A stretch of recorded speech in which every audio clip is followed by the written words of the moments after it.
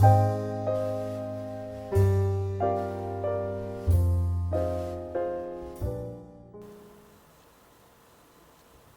right, we are continuing our discussion on limits, and I wanted to share an important trigonometric limit with you. It is the limit as x approaches 0 of sine x over x. And notice I'm using a capital X here. That's going to represent any expression that shows up exactly the same in all three places. So that's what we're going to make sure of. All right, if I were to try substitution like I had done in the past, I would get the sine of 0 over 0, which is 0 over 0 indeterminate. So that's not going to work for me. Plus, it can't be factored, so I don't have that as a strategy. So I'm going to have to go to the basics and graph it. When you do graph it on your graphing calculator to just have a look at it, make sure that you are in radians. So go to mode in your calculator and change it from degrees to radians if it isn't in radians already. All right, so here is what the graph looks like. That's it right there. Now notice there is a discontinuity or a hole at x equals 0, but noticing where the graph actually goes as I approach it from the left or as I approach it from the right, no matter which way, it is approaching, the graph is approaching a y value of 1. Okay, which is nice. So I can say that the limit as x approaches 0 of sine x over x is equal to 1. Okay, and that's just using little x to represent big X.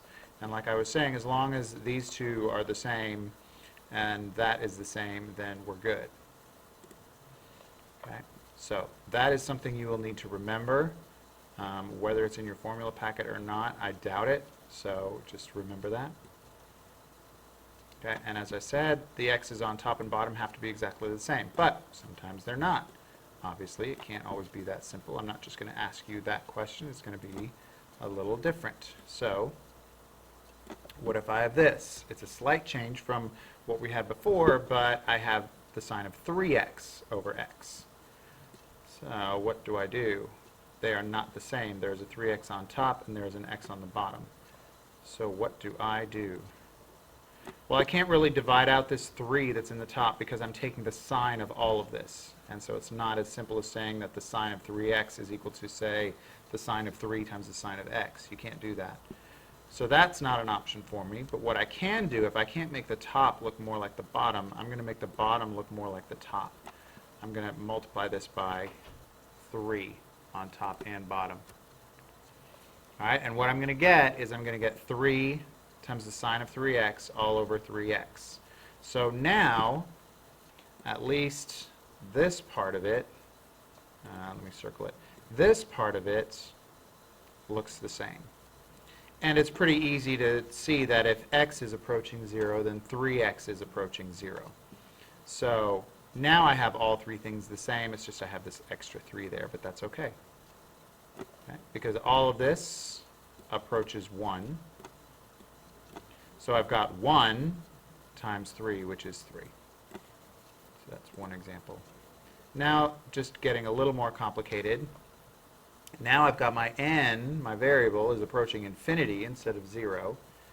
And I've got stuff in here that doesn't look anything like it should. So let me see what I can do with this.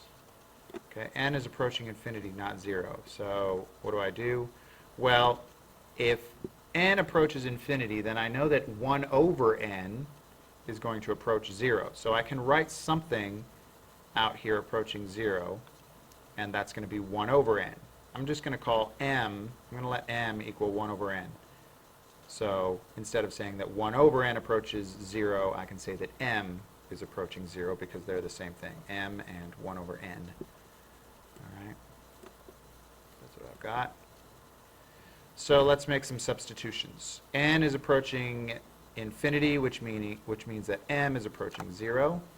This n will be equal to 1 over m, since m is equal to 1 over n. And 7 over n is the same thing as 7 times 1 over n, which is the same thing as 7m. So this becomes this. So it's looking a little bit nicer. I've got something approaching 0. I've got the sine of something and I've got a variable in the denominator. Let me just simplify it up here. That's what I had in the last slide. That was my last step. But now I can rewrite that like this, right? So it's looking a lot closer to that original limit that I had. It's actually looking a lot more like the first example, except, you know, instead of x's, I've got m's, and instead of a 3, I've got a 7. So I'm going to use the same strategy, multiply top and bottom by 7. And obviously if m goes to 0, then 7m approaches 0 as well. Okay, so that's what I have. This part right here, the sine of 7m over 7m, is the part that is going to approach 1. And so that 1 times this 7, which is unaffected by m, becomes 7. All right.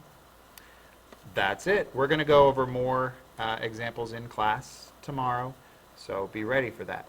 And we'll see you tomorrow.